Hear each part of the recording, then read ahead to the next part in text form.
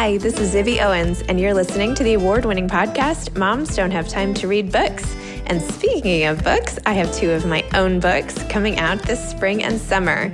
Princess Charming is a picture book, which debuts on April 19th, and Bookends, a memoir of love, loss, and literature, comes out on July 1st, and it is truly a labor of love. I hope you'll pre-order, order, and join me on tour as I go across the country. You can find out more at zibbyowens.com or bookendsmemoir.com. And you can follow me on Instagram at zibbyowens because I always post about everything. Enjoy the show. Delia Ephron is the author of Left on 10th, A Second Chance at Life, a memoir. Delia is a best-selling author, screenwriter, essayist, and playwright. Her novels include the New York Times bestseller Syracusa and The Lion is In. She has written books of essays, Sister, Mother, Husband, Dog, etc., books of humor, How to Eat Like a Child, and books for children and young adults. Her movie credits include You've Got Mail, The Sisterhood of the Traveling Pants, This Is My Life, Michael, and Hanging Up, based on her novel. Her play, Love, Loss, and What I Wore, written with her sister Nora Ephron, based on the book by Eileen Beckerman, ran for 2 years off-Broadway and has been performed internationally. By the way, I went and saw that with my mom a long time ago. It was really good. Welcome, Delia. Thank you so much for coming on Moms Don't Have Time to Read Books to discuss your beautiful memoir, Left on 10th, A Second Chance at Life and Love and Hope. I love this cover. I love the book jacket. It is very, very lovely. Delia, this memoir is amazing. It's a combination of emails and letters and articles and your life story of losing your husband, falling in love again, and your own illness and getting through that. And it's funny and raw and open and just awesome. Why did you decide to write this memoir? Like, why do it? After I got well, let us just say I survived leukemia. AML, which is a fierce leukemia. I had a stem cell transplant, which is also known as a bone marrow transplant. And I was so completely sick and so debilitated. I couldn't walk. I was in a wheelchair, and it took me a year to come back and to know that I would stay alive. And I didn't think I would ever write again. It was such a debilitating, you can read about it. It was quite an ordeal. And I had a good writing life, so I thought, okay.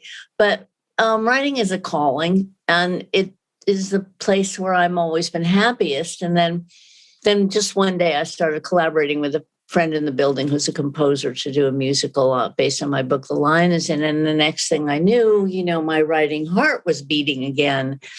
And then we had COVID, and that is not the reason I wrote it, but it certainly was a great isolation time for having this to do. But I realized then, because then it was 2 years post-transplant, and in fact, I went in to see the doctor, and he said in February 2020, he said, okay, it worked. You're no more likely to get leukemia now than I am, and I've never had it. And I practically danced out of that place. And then in March, that was February, in March, the whole world shut down.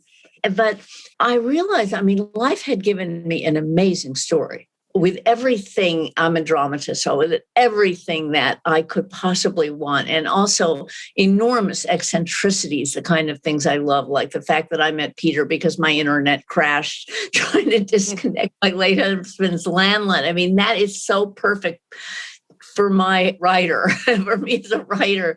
So I had a friend, a young filmmaker. She collected everything in my computer that I had written from the time that Jerry had died. And she got all my emails. And she did, here, let me show you.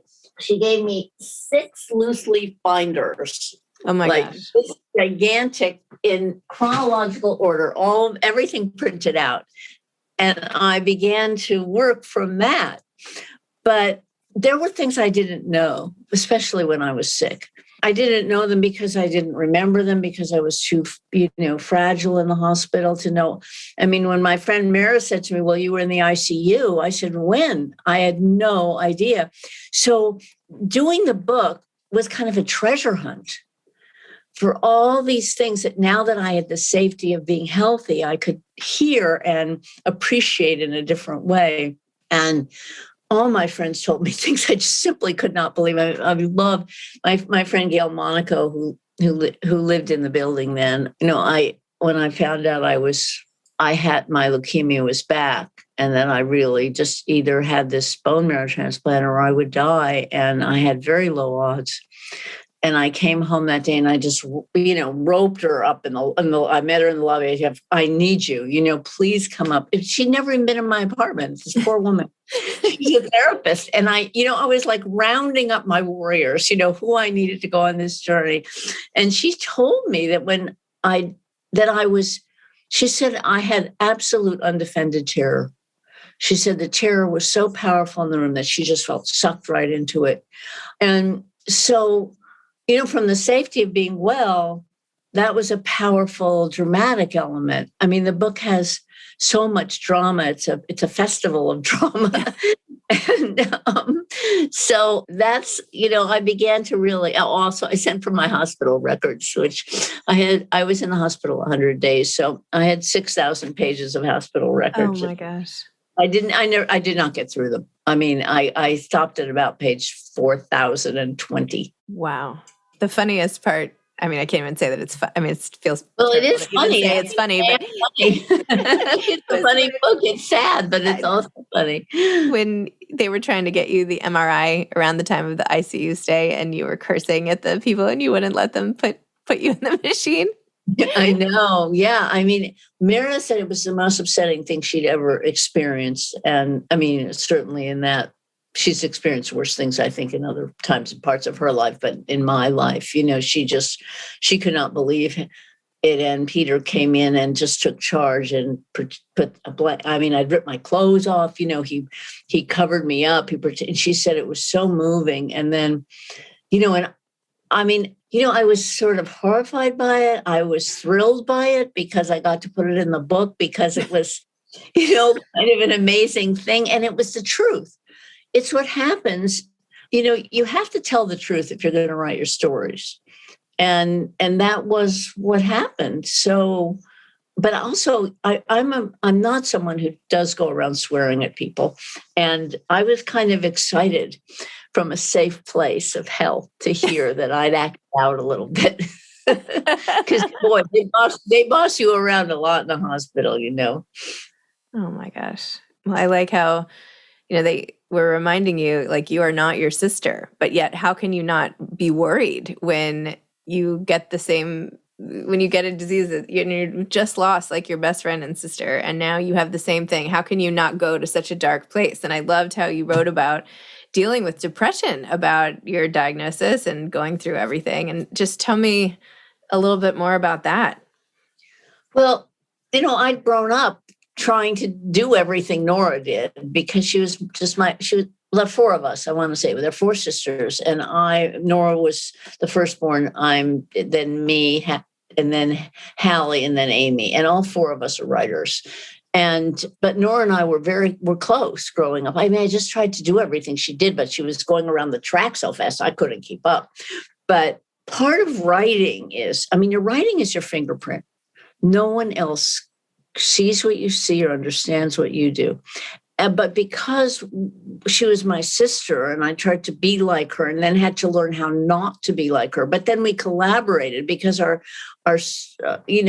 talents were so mutually, she could do things I couldn't, I could do things she couldn't do. But the voice melded really beautifully. So, there was a lot of, I don't know where, she ends and I begin in my life. And the doctors, both doctors, my friend John, who's a doctor, and my leukemia doctor, Dr. Robos, both independently said to me, they did not discuss it with each other. They just said, you're not your sister. They knew that I had to believe that. And the reason, what they meant really was simply, under a microscope, my leukemia was not the same as her leukemia. It had the same name, but it was not, its characteristics were different. And therefore I could have a different outcome. But they knew psychologically also how important that was to me. And yet it felt like betrayal I felt like I was betraying my sister. Mm. So it was a difficult thing to handle. Everything about it was difficult, that's for sure. But that was another element. And that we were very different. We were different kinds of patients too. I mean, the differences between us were so clear when we got sick. I know you also made the decision, and I could not believe that your byline was not on the article that you wrote about it, but that's insane. I was like, this can't be right as I'm reading. I'm like, no, she just didn't see it or something. But anyway, you decide to come, go public with. We should just explain that, which is that let's explain that. Leukemia in the New York Times, because I had kept it a secret till I went into remission the first time. And I kept it a secret because I had to protect my hope, but it didn't suit me. It was very difficult. I never felt honest when I was with girlfriends at dinner, it just wasn't.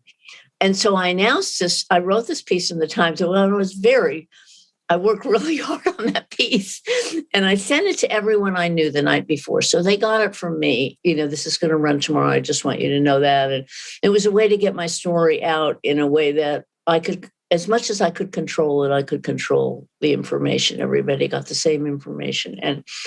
And then I opened and then the morning it's in the newspaper, and I'm someone who reads the newspaper. I do too. In the actual paper. Yeah, yes. I like that feeling.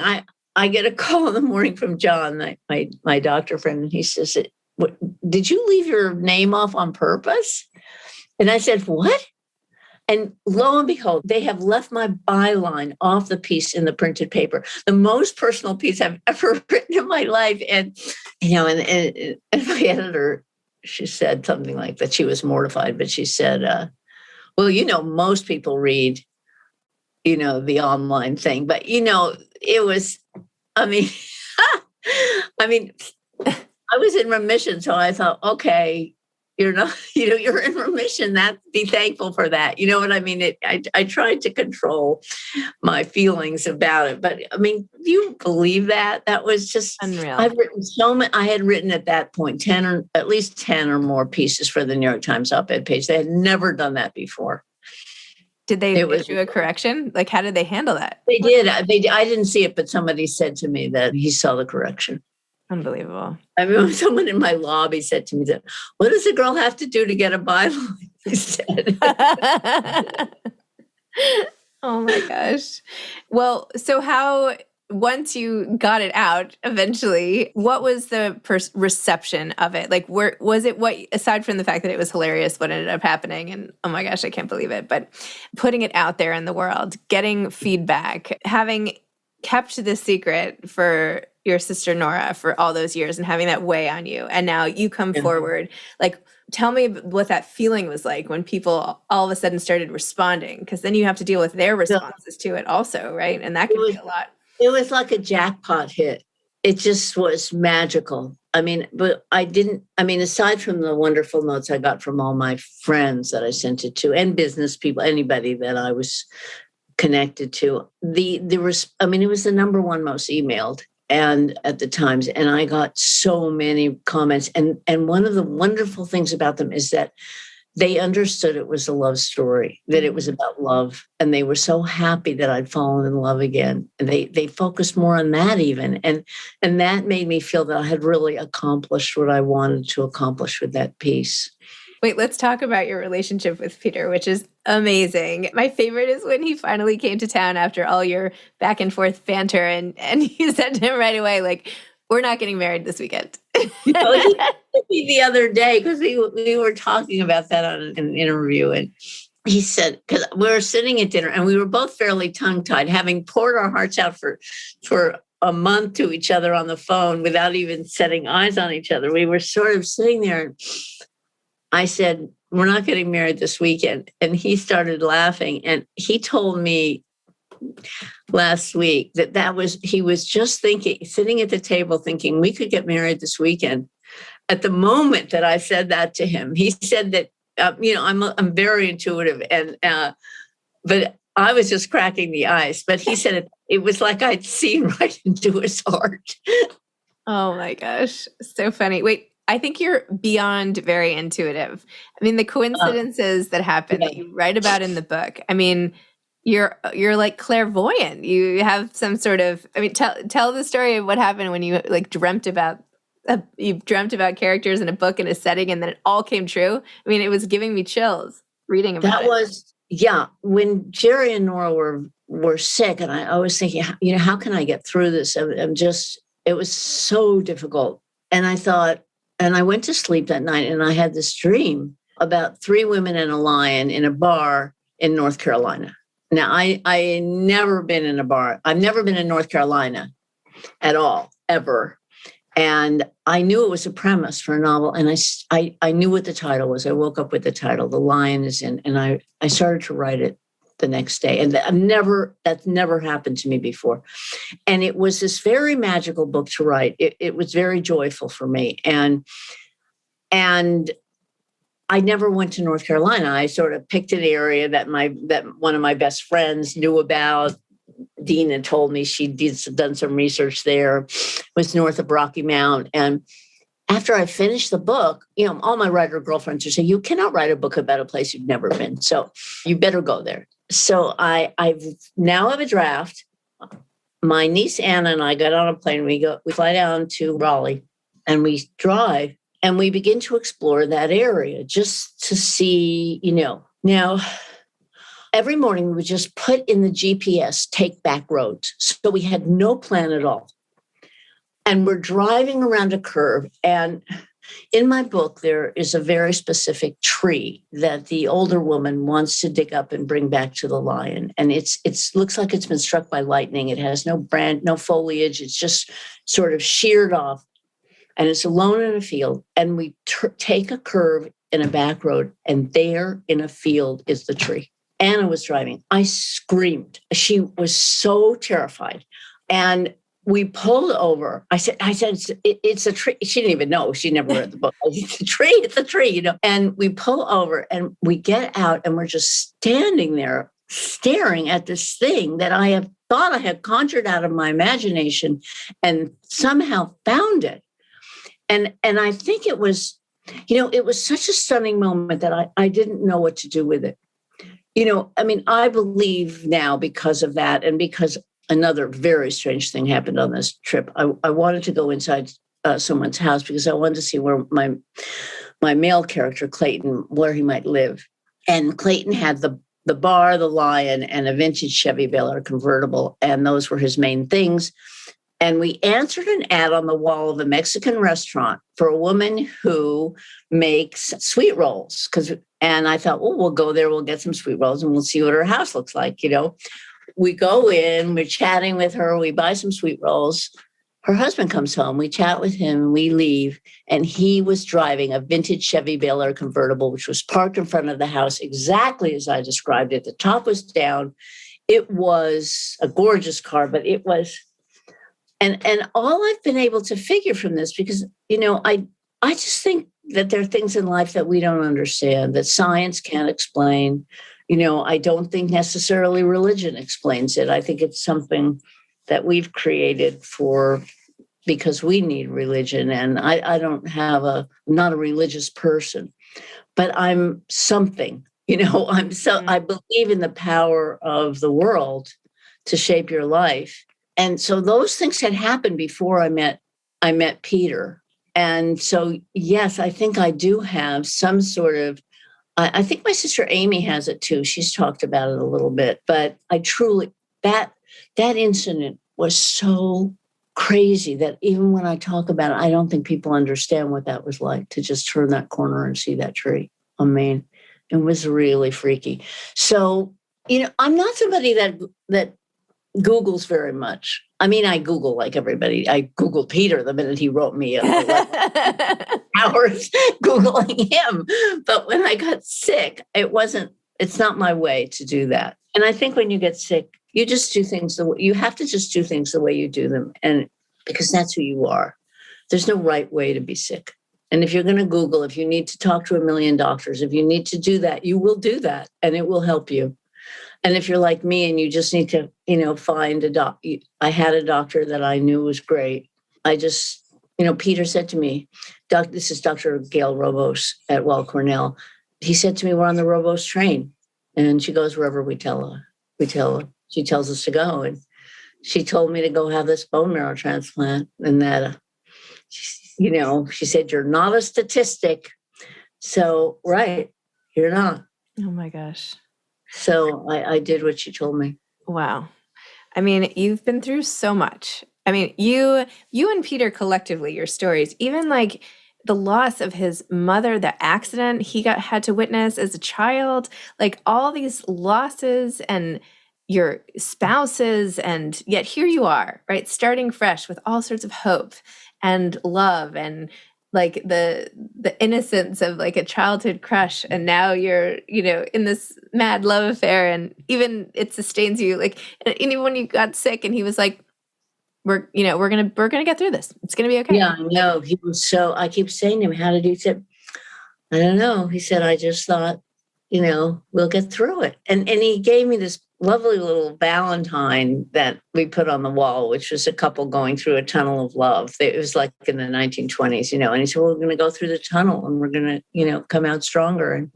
And, we put it on the wall in the hospital. And in fact, I don't know where it is now. I realize I think I've lost it. No. That's just like me. I can't tell you how like me that is. I have to like print it. Well, also when you're moving hospital rooms, and I don't know if it made it home. It certainly made it into the 10 West where I had my bone marrow transplant. It was on the wall there every day.